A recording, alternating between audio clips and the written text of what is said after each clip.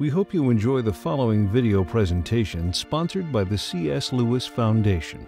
We are a nonprofit organization with a mission to equip and encourage Christians to live their faith within the world of ideas and arts.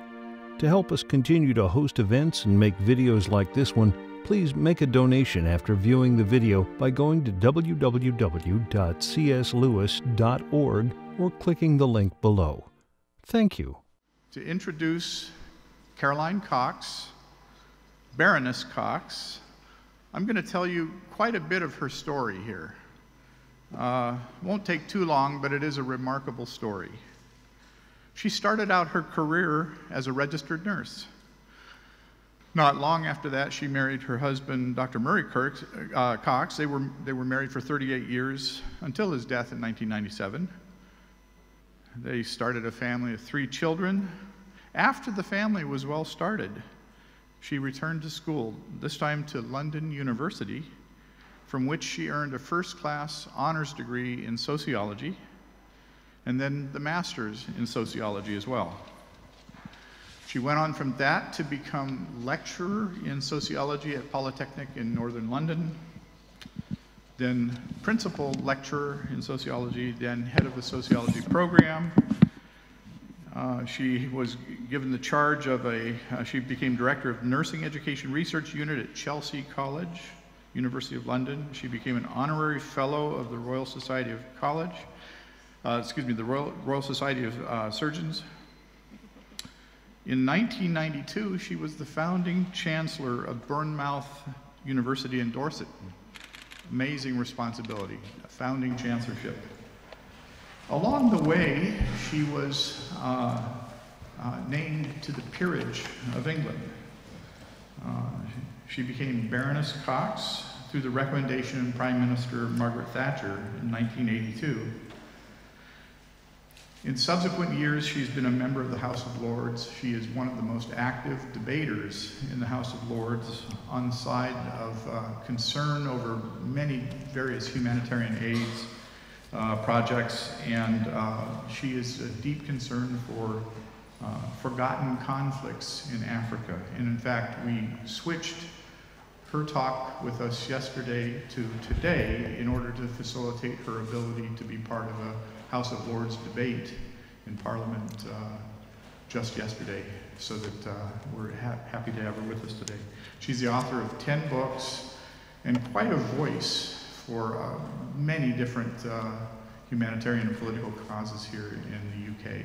We are just very, very privileged to have Baroness Cox with us. Will you join me in welcoming her?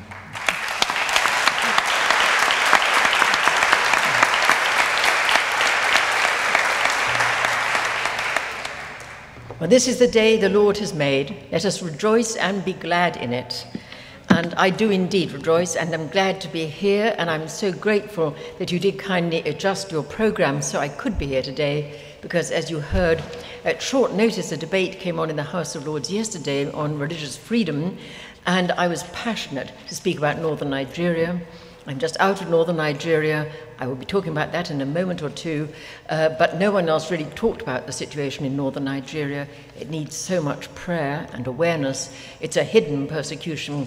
So thank you for letting me tell the House of Lords and the world at large a little bit about northern Nigeria yesterday and the privilege of being here with you today. I'd like, if I may, to begin with a rather more modest introduction, embarrassing introduction, because all I ever say about myself is I am indeed a nurse and a social scientist by intention. That's what I thought I was doing with my life, but I'm a baroness by astonishment. And I can tell you, it really was God's sense of humour. In case those of you who don't live in this funny old country don't understand what becoming a baroness involves, you become a baroness these days by being appointed to the House of Lords, the equivalent of the US Senate. I wasn't really into the world of politics, don't much like politics, and I was so much not in that world, I was actually the first baroness I'd ever met. Never met one before. No. And you wake up one morning and you find a baroness looking at yourself out of the bathroom mirror. Quite a shock. But of course, what a privilege. So I said to the good Lord, Lord, how do I use the privilege of being able to speak in one of the houses of the British Parliament? And I think the message came very clearly. It's a wonderful arena in which to be able to be a voice for the voiceless, to speak for those who cannot speak for themselves. That is what I try to do. That's what I did yesterday in the House of Lords on northern Nigeria, the day before we had debate on North Korea. I've been there 3 times. What a privilege, but a far greater privilege to speak in the house of the Lord, so thank you for giving me that today. I've been asked to share some personal experiences of my own journey of faith, as well as sharing some of the experiences of the enormous privilege of working with some of our partners on front lines of faith and freedom around the world. And I'm delighted to do that, because my personal faith is often deeply challenged, and particularly with the experiences we encounter at first hand. And it's their faith, the faith of those wonderful partners on the front lines of faith and freedom, which help me to maintain my own. And as I invite you this morning to share with me just some of my journey of faith, the challenges I have encountered, and those wonderfully inspirational people I have met and still meet, I hope you will feel that this exposition is consistent with that aspect of C.S. Lewis's own approach to faith, summarized very well in these few words of Alistair McGrath. Lewis's genius as an apologist lay in his ability to show how a viewpoint which was derived from the Bible and the Christian tradition was able to offer a more satisfactory explanation of common human experience than its rivals, especially the atheism he had espoused. In the end, Lewis tells the truth by showing the truth. So I hope that some of my experiences of my own personal journey will explain how I just about managed to hang on to my Christian faith because of that truth. But it is a faith often besieged by doubt and challenge. My presentation will highlight 3 phases of my life. The personal encounter with really rabid Marxism-Leninism, militant atheism in the United Kingdom and abroad. Secondly, just some little stories, vignettes, of the privilege of being with those heroes and heroines of faith on those front lines of faith and freedom, our brothers and sisters suffering persecution today. And finally, current challenges back here on the home front. So, very briefly, my experiences of Marxism-Leninism, perhaps before some of you were born, but I was appointed, as you will have heard, to a rather grey college in a rather grey part of North London, the Polytechnic of North London, now Metropolitan University. And I found myself head of a department, an academic department. 20 faculty in my department, 16 of them were Communist Party or further left, the real hard line far left. Now, I talk about this because we are still reaping the whirlwind, I believe, of that assault from Marxism-Leninism in the UK particularly over those very, very devastating years. And I think one of the reasons why we have such a spiritual vacuum in our lives in Britain at the moment, such a vacuum that one of our Anglican bishops, Michael Nasser Ali, says Britain is a nation which has lost its soul, is we are to some extent reaping the whirlwind. First of all, the extreme relativism of the anything goes in the 60s flower power era, but then the much more solid, robust, and systematic onslaught on our faith and our values from Marxism-Leninism, and much of that in the soft underbelly of higher education. So just come with me a moment to the Poly of North London in those days in the early 1970s. Now, as I say, the majority of my faculty staff, 16 out of 20, were hardline communists, hardline Marxist-Leninists, but it permeated the whole college. And it was heartbreak. I felt so sorry for those students who were subjected to this onslaught. It was like Faust. You could see many of them actually lose their souls. One of my friends was actually one of the academic faculty, Kevin, an economist, but his life changed when he joined the Communist Party. And his wife, Rosie, who'd done her master's degree with me, phoned up one day desperate and said, "What do I do, Caroline? Can I come and talk to you?" I said, "Of course, Rosie, we're friends." She said, "Kevin has joined the Communist Party. He's been told either I have to join the Communist Party or he has to divorce me. What do I do?" Well, she would not join the Communist Party. He divorced her. And ever after that, he walked around looking like a cadaver. But it was grim. It was political blackmail, academic blackmail, character assassination, and physical violence. Students would come to me desperately saying, "Do I write the politically correct Marxist answer? If I don't, they'll fail my exams." And we had violent occupations. I remember one of those occupations was premised on lies, and that really got to me. Because my definition of higher education is freedom to pursue the truth, whatever that pursuit may take you, but also, as a Christian, love. And what was going on was the antithesis. It was ideological indoctrination and hatred. Well, the Polytechnic was about to appoint a new director. The director did not please the hard-line far left who permeated much of the college. So they instituted one of these violent occupations. And the slogans of the occupation were the old slogans, racist, fascist, racist, fascist. Well, I knew the new director was neither. He had fought in the Battle of Arnhem against Nazi Germany. He'd lost many of his friends, seen them die parachuting into Arnhem in that terrible war. So he'd risked his life and lost his friends in the battle against fascism. And he'd also worked in northern Rhodesia and done, as it was in those days, done so much to help black students, he got into real trouble with the authorities. He wasn't a racist. So I could not in any way condone that occupation. We had very violent picket lines. You had to go through very tough and very aggressive picket lines to get into the college. Once you got in there, there was a large placard in the foyer of the college. And it had on it what was the teaching, the curriculum for the day that was to be allowed by the Occupation Socialist Collective. Nothing to do with what the students had paid to study. And if you didn't abide by what the Occupation Socialist Collective decreed, you'd have your classes broken up with vigilantes. Well, I had a group of lovely students, and they were desperate for our class. They had London University exams in a few weeks' time. I was teaching criminology at the time, but appropriate. Anyway, I said, I'm very happy indeed to do the class, and they said, yes, please, we're desperate. I said, but you do realize we would be broken up by vigilantes, so we don't care. So we sat in our seminar room, I put myself across the door and began teaching. After about half an hour, a group of vigilantes came and banged on the door and said, what's going on in here? And I said, this is a BSc Sociology Criminology seminar. It's what I'm paid to teach, what these students are paid to study, and I shall continue teaching. If you want to break us up, you're going to have to knock me off my chair. If I get hurt, I shall see you're personally liable. And I banged the door shut as loud as I could from a quarter of an inch.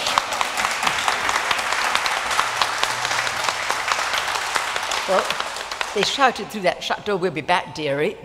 Well, we had a moral victory, we had our hour, then they did come back and break up the class and subject those very good students to half an hour of vitriolic abuse based on lies. Happy ending, though. The beginning of the next academic year, the student who'd actually led the assault, Tony, came to see me looking a little bit sheepish and said, Caroline, a bit embarrassed, but would you mind being my academic tutor this year? I said, Tony, I'd be delighted. I love living dangerously. But we had a very good relationship. Now, he was a student, not a school leaver, age 29. He'd worked below decks on oil tankers, not a soft life. But I shall never forget his words when we'd been working together for about 3 months. And he said, do you know, Caroline, this is from someone who's worked below decks on oil tankers.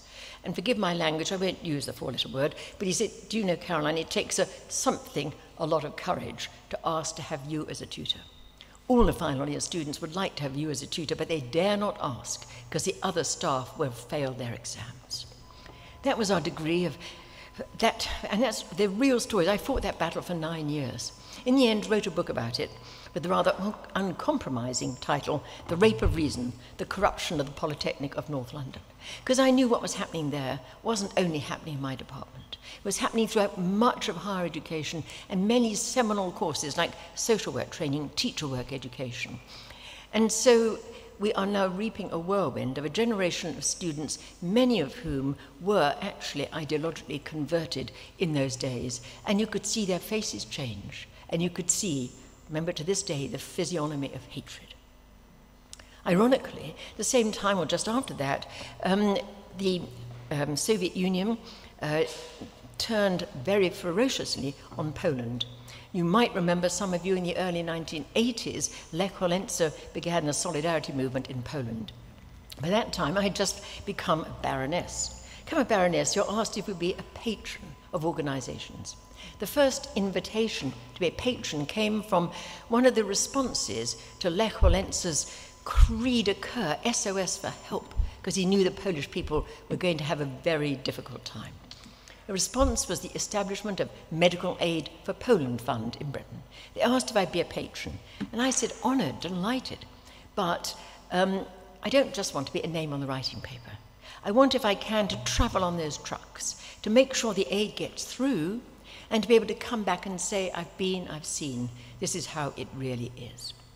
Now, in those days in Poland, there were no hotels or motels. You had to live on the truck with your truck driver for a week. And I can tell you the top bunk of a 32-ton truck, we see them bowling down the motorways, is about this big. You can't lie on your side, you can't read. A little bit challenging on cold winter nights. Polish truck driver would swerve off into a lay-by, crash out on the bottom bunk, smoke toxic Polish cigarettes all night with the windows shut. But nothing compared with what the Polish people were suffering. And I always came back so humbled and inspired by their faith, their courage, their dignity, their generosity, and their humour. But there's one little vignette. On one of those visits, I had a wonderful Cockney truck driver called Tony. And we were on the last of our drop-off points for containing the contents of our truck. Medical supplies, yes, but we also on that occasion had been allowed to take in some copies of the British Medical Journal, which the Poles were desperate for because they were cut off from all contact with the West. Usually we weren't allowed to take that, but the BMJ is not exactly subversive. On this occasion, we were on our last drop-off point in Wrocław, and we used to work through the church because we knew the church would make sure the supplies got to where they were needed. But the offloads were always surrounded with masses of KGB and customs and security agents. And I was doing my trundling back and forth from the truck into the seminary, surrounded by the KGB and customs, went back on the truck. And my lovely Tony, we'd been together for a week and never had any hassle, suddenly was ballistic with rage. I said, what on earth's the matter, Tony? And I won't repeat his language here, but he said, look at that. And 2 boxes of blank computer printout paper. I said, what's the deal, Tony? He said, don't you realize you could be in prison for that? I said, well, if that's the case, Tony, shut up. The KGB are just there. We've got to decide what we do about it. And we can't leave it, they'll see it. So I used then to take a box of the British medical journals and a box of blank paper underneath it, hope I would not get intercepted. Did it twice, got away with it. Tony went back to England that day. I stayed in Poland to learn more about how things were, and I stayed that night with a Polish doctor. So I don't understand. Tony said we could be in prison because he had 2 boxes of blank computer printer paper. She looked at me as if I was silly. She said, well, of course you could be in prison. Don't you realize in a totalitarian society, blank paper is dangerous? You can write ideas on it. What price freedom? And I was coming back to an academic department that wanted to impose that kind of totalitarianism on our free liberal democracy. What price freedom?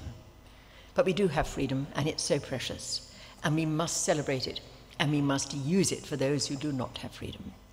So shift to my second theme now. One of the ways in which I have tried to develop our ministry for working with our brothers and sisters on front lines of faith and freedom has been to set up my own little not-for-profit or charity, the blandest of all possible names deliberately, Humanitarian Aid Relief Trust, HEART for short. Now, HEART was established to fill a gap, to work for victims of oppression and persecution with aid and advocacy, and especially those trapped behind closed borders who cannot be reached by major aid organizations or the media. Because the major aid organizations, the names we all know, like the Red Cross, the UN organizations, can only go places with the permission of a sovereign government. If a sovereign government is victimizing a minority in its own borders and does not give permission for them to reach those victims, then they can't go, they don't go. So those victims of oppression and persecution are left unreached, unhelped, unheard. So now I spend a lot of my time crossing borders illegally and completely shamelessly, to be where you're most needed with the most forgotten. And there we do meet our amazing heroes and heroines of faith. Tighten your seatbelts, we're just going to make a few journeys to some of our wonderful HEART partners. No jet lag, but we're going to start with Armenia. Armenia, the first nation in the world to become Christian, as long ago as 301. But the people have suffered so much over the centuries. The first genocide of the last century, 1.5 million Armenians were slaughtered in Western Armenia, and all of Western Armenia was annexed by Turkey. It's now Eastern Turkey. Then it suffered again in the Soviet days, when Stalin, with his salami rule and divide tactics, cut off a bit of Eastern Armenia and put that as a little enclave inside Azerbaijan. Well, with the dissolution of the Soviet Union in those turbulent days of the early 90s, Azerbaijan decided it wanted to ethnically cleanse the Armenians from this little enclave called Nagorno-Karabakh. They didn't want to leave. They'd already lost all of Western Armenia. This was a little enclave of Christianity, some of the oldest churches in the world, 4th century churches in that little land. So they resisted. Just 150,000 Armenians against 7 million strong Azerbaijan, hunting rifles against tanks, David against Goliath. Well, I was privileged to begin my visits to that little land as that war escalated. First time I went when that war really exploded in 1992, I saw all the casualties of war, people with burns, amputations, glass in their eyes, being cared for in basement hospitals because of the constant bombardment. And the doctors and nurses had no painkillers, no anesthetics. I shall never forget talking to a lady with amputations of both legs, with no painkiller, no anesthetic. But she didn't complain. She just said, "Thank you so much for caring enough to come." Well, I couldn't sleep when I got back to Britain thinking of that unrelieved pain. So I did get permission from the British government to buy and to export a rather large consignment of very strong pain-killing drugs. I found myself at Heathrow Airport with 2 huge containers of hard drugs, street value incalculable. A little challenge of getting those back to this little enclave of Nagorno-Karabakh. Well, I turned myself into an international drug runner, and we did get those drugs back. Don't have time to tell you this morning how, maybe another time. But we were told that after that, no one died of unrelieved pain, thank God. What a privilege to make a difference. But that war was the most high-intensity conflict of the early 1990s. I used to count 400 Grad missiles a day pounding in on the little capital city, Stepanakert. You might say, how do you count 400? Spurious accuracy, deadly accurate. Grad, Russian for hail, multiple missile rocket launcher will fire 40 missiles in every volley. They started coming in at 7 in the morning, 10 lots of Grad, 400 missiles every day on that little pulverized capital city. And also low-flying aerial bombardment. It was horrendous. But there were many miracles. Up in the north of Karabakh, there is a wonderful 13th century church, St. John the Baptist. It sits on a mountain promontory like a sitting duck.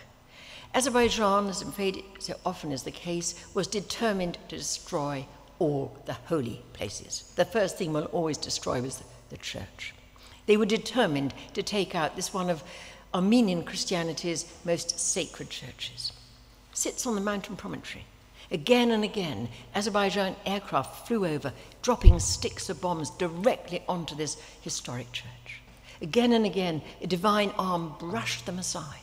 And I flew over that church in a helicopter during that war.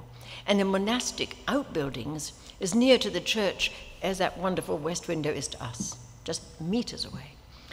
That was all pulverized. The church remained gloriously intact to the glory of God, and the only shell which got through that divine protection never exploded. It imploded in the wall of the monastic outbuildings. Praise the Lord. But the Armenians do much need your prayers. I've now been there 81 times. That war came to a ceasefire in 1994. They are trying to rebuild their shattered land, their shattered lives, but Azerbaijan is threatening another military solution to the problem of Karabakh. So please do pray for Armenia and that little enclave, Nagorno-Karabakh. Seatbelts on, and off to another place where we're working in heart, Burma. People tend to think things are all right in Burma now. Of course, we welcome the release of the Democracy leader Aung San Suu Kyi, wonderful. Other political prisoners have been released. The atmosphere is better in Rangoon.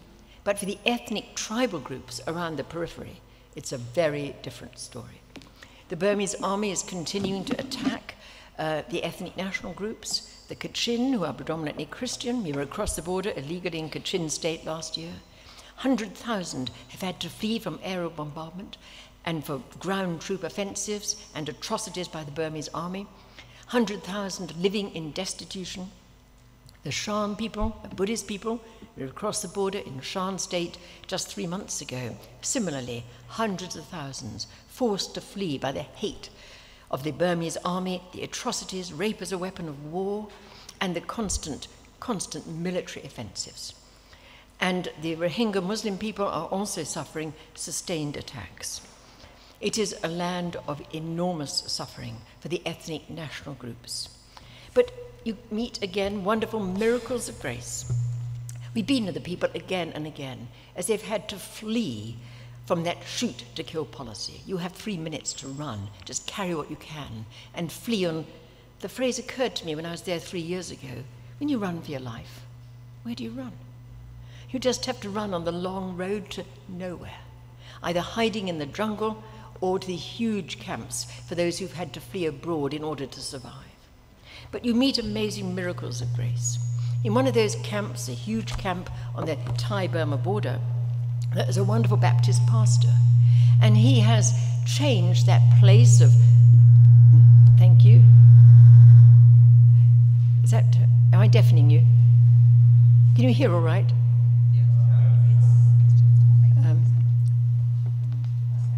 Well, I'll try and continue if you can hear me a little bit, and I hope they'll get it right. And this wonderful Baptist pastor has changed this overcrowded camp where there are thousands and thousands of people just living in little wooden shelters. But he's changed that place of destitution, of exile, into a place of hope. Is that better? Hallelujah. Turn that place of destitution and desolation into a place of hope. He's established a Bible school, and they have a wonderful ministry of training young men and women in biblical studies, to become ministers, and then to take the good news of the gospel back again into Burma. But as we leave Burma, listen to his wonderful living testimony, Pastor Simon. And when we listen to his testimony, remember that this is his 5th language. He'll speak his own language, Karen, Thai, Burmese, and Indian dialect. Listen to his wonderful use of our language. They call us a displaced people, but praise God, we're not misplaced. They say they see no hope for our future, but praise God, our future is as bright as the promises of God. They say the life of our people is a misery, but praise God, our life is a mystery. For what they say is what they see, and what they see is temporal, but ours is the eternal, all because we put ourselves in the hands of the God we trust. You meet wonderful heroes and heroines of the faith on those front lines. Now, seatbelts on again, please, and off to Sudan. Sudan has suffered so much. I first worked as a nurse in northern Sudan, way back in the 80s in the desert with an immunization program. The situation became much worse in '89 when an Islamist military regime took power by military coup and declared military jihad against all who opposed it. That includes the Christians, many Muslims, and the traditional believers. That war was horrendous. 2 million died, 4 million were displaced. Every month, Khartoum would publish a list of airstrips open to all the big aid organizations and the forbidden airstrips. And of course carried out its military offensives in the no-go areas. So no one could take aid to the victims or tell the world what it was doing. Well, I went 30 times to those no-go airstrips, and Khartoum did not love me, because I told the world what it did not want the world to know. Took aid to people who didn't want to receive help. So they gave me a prison sentence for illegal entry. I'm serving it in absentia, so thank you very much for having a convict in your midst. You are very inclusive, much appreciated. But that situation was horrendous. Eventually, a ceasefire was signed in 2005, a peace agreement was signed, but the situation in Sudan and now the independent Republic of South Sudan is horrendous. Has this gone up again? Can you hear all right? Well, if you can't and you still want to, do let me know. If you can't and you don't want to, it doesn't really matter. But very briefly, I want to invite you on our two most recent visits.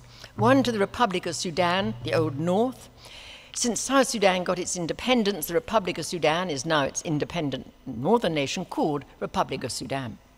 The Islamist president, the same one who unleashed the jihad previously and was responsible for the horrors of Darfur, is still in power. He has said he wants to turn the Republic of Sudan into a unified Arabic Islamic nation. So he's carrying out ethnic and religious cleansing of his peoples in the south of his land, in Blue Nile State, and in the Nuba Mountains. We went there illegally, and friends, please pray for the people there. 500,000 have had to flee constant aerial bombardment. They're living in caves with deadly snakes. Or in Blue Nile, which doesn't have mountains or caves, they're living in riverbanks or in forests. And if you get bombed under a tree, you get wood splinters, they're some of the worst. They can't grow crops because the bombers from Khartoum will bomb anything which moves. They're living and dying on goods and things that have no nutritional value. There's no health care. We are privileged, we are able to work through local partners to get aid up to some of those people, but it is genocide. Please pray as they hide in those caves of snakes, as they die of starvation, as they die of bombardment. 500,000 now in a horrendous situation in Sudan itself. In the new Republic of South Sudan, well, that has at least its freedom, but very sadly, new conflict erupted inside South Sudan last Christmas, and it was a devastated nation anyway. Everything was wiped out. But we have a wonderful partner, the Anglican Bishop Moses Deng in the Diocese of Bahr Ghazal. We were across there just about 8 weeks ago. Thousands of people have fled into his diocese from the fighting, from Khartoum's fighting in the Nuba Mountains and in the north, and from some of the conflict in the south. They're there in their thousands. There's not another aid organization in sight. You can't call them camps, they're just settlements with flimsy little tarpaulins which will disintegrate with the rainy season, which will now have started. Not enough food, they're eating leaves, they're dying. And we went with the bishop to those people living in that land of famine and destitution. But when you worship, they worship with such praise. And in 3 villages in that middle of that persecution, that humanitarian catastrophe, the bishop has just baptized 3,000 new members of the church. How the church grows under persecution. And doesn't it make me humble? And they worship with such joy. Very briefly, just 2 other destinations. Northern Uganda. Northern Uganda, you might be aware, suffered for many years from that notorious rebel army called the Lord's Resistance Army, no Lord of ours, or the LRA for short. It perpetrated terror throughout northern Uganda.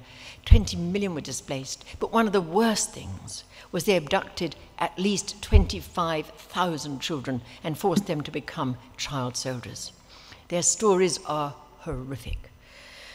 Some years ago, we commemorated the anniversary of William Wilberforce, the bicentenary of his parliamentary achievements in Britain. I was worried at that time. Of course, I'd commemorate and celebrate William Wilberforce, but I was afraid we'd spend the whole time looking back. I know the current film Slave looks back. The film Amazing Grace, William Wilberforce, looks back. It should have finished that film with a strapline across the screen. There are at least 27 million men, women, and children suffering slavery in the world today. William Wilberforce's mission is not accomplished. So my contribution that year was to bring out a book to highlight the reality, the suffering of contemporary slavery. You can talk statistics, and they're there, but the heart of the book are 3 chapters of stories of people into whose eyes I have looked, who have been today's slaves. And their voices speak for those we cannot hear, because they are still today's slaves. And they're heartbreak stories. In northern Uganda, when we were up there when the LRA was active, we met so many kids who had escaped. And just one little story, the dignity of so many people who suffer so much. Things are now a little bit easier in northern Uganda. We have a program up there in the epicenter where the LRA was active. And I was walking up the town of Kitgum, and 2 lads came up to talk to me, Ugandan style, big Ugandan smiles, talk about anything and everything. But as we got back to near where I was staying, they'd not mentioned the LRA. So I just asked them if they'd ever encountered the LRA.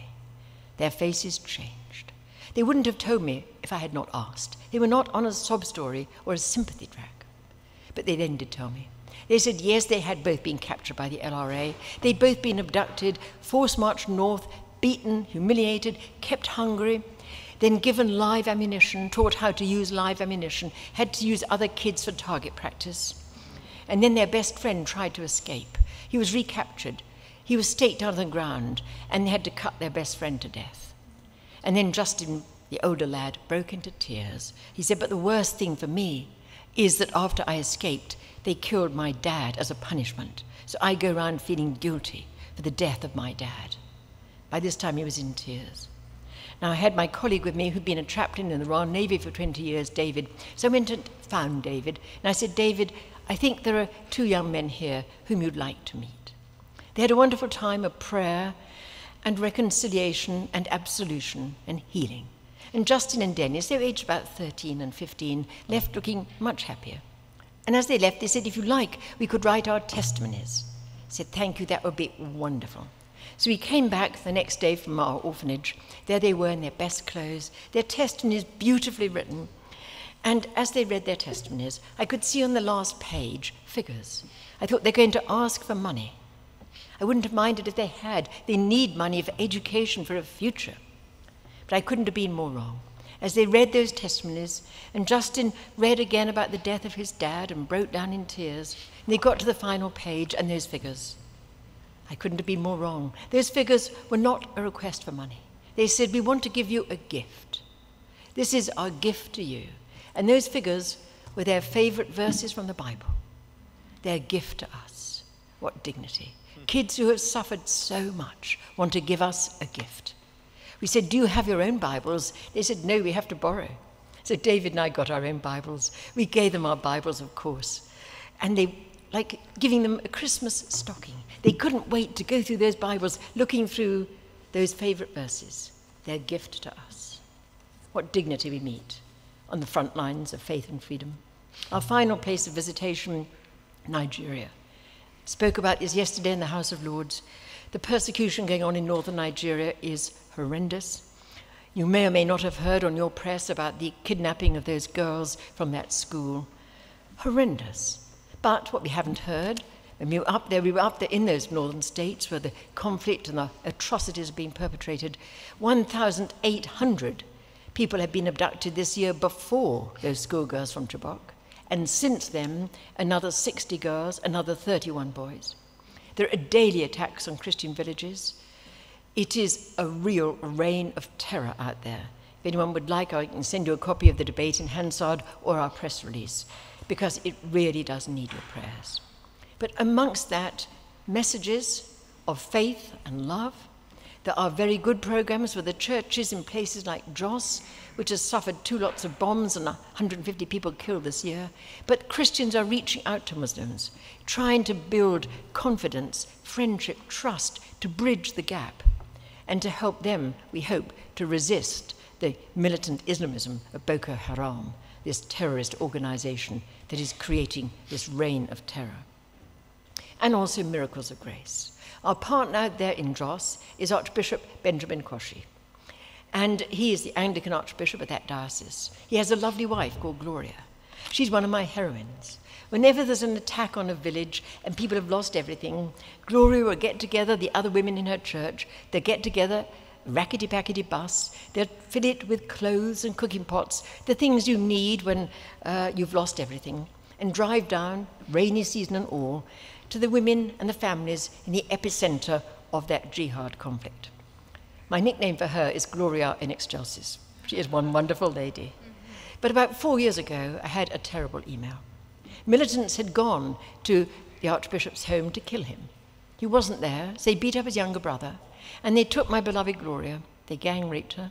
They violated her with broken glass and splintered wood, and they trampled on her so brutally she was blinded. She's since had her sight restored in the States. And of course the Archbishop went home immediately. He sent an email, and I'll never forget his email. With typical African resilience and humor, he started rather strangely.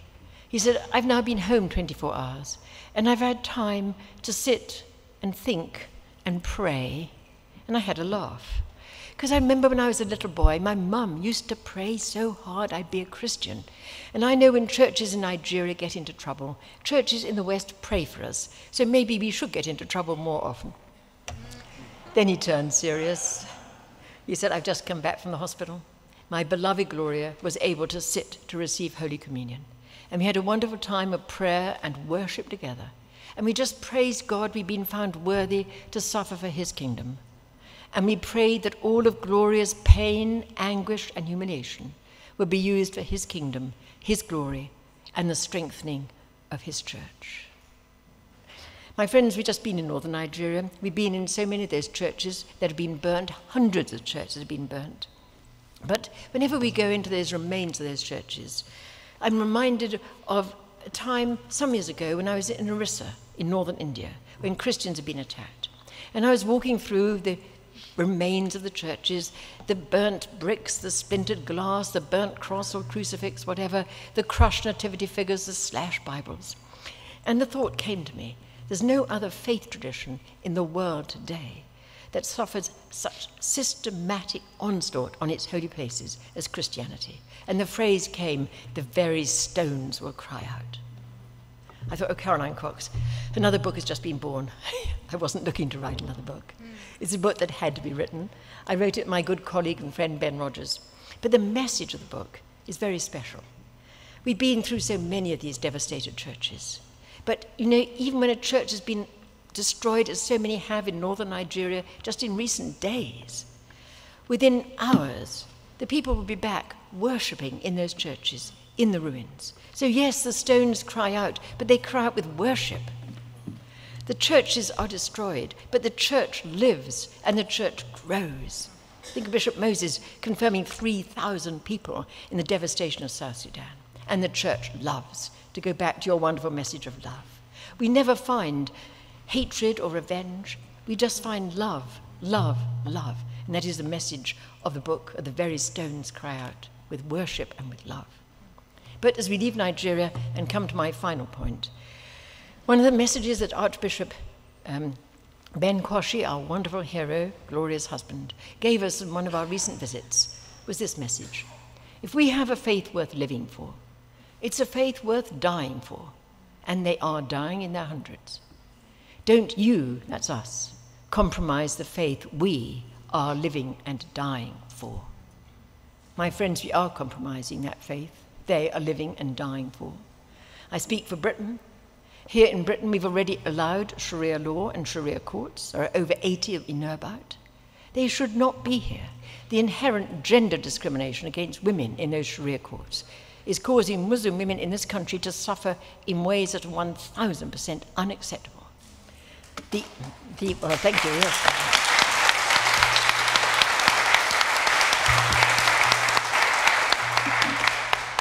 The polygamy. We don't allow bigamy, but we have polygamy big time because they will only have a religious marriage and not a legally registered marriage. So, of course, the husbands can go back and get their second, third, and fourth wives. The domestic violence, the inequitable access to divorce. In many forms of Sharia law, the husband can just say to the wife 3 times, "I divorce you," and she's divorced. For the women to get a divorce, it is very difficult. They often have to pay with money they don't have. The suffering of those women is horrendous in this country. One Muslim woman said to me, I came to this country to get away from all this. I'm betrayed by Britain. It's worse here than it was in the country I came from. My friends, the vast majority of the world's Muslims are peaceable, delightful, hospitable people. We work with them. We work for them in many countries. But we are suffering in certain parts of the world, as we've known so well, tragically, in Syria and Iraq, in Nigeria, in Sudan, from a militant Islamism, which is deathly and aggressive and lethal. In this country, we're suffering from a much more subtle political Islam that will take the freedoms of democracy and try to use the freedoms of democracy to destroy that democracy and the freedoms it enshrines.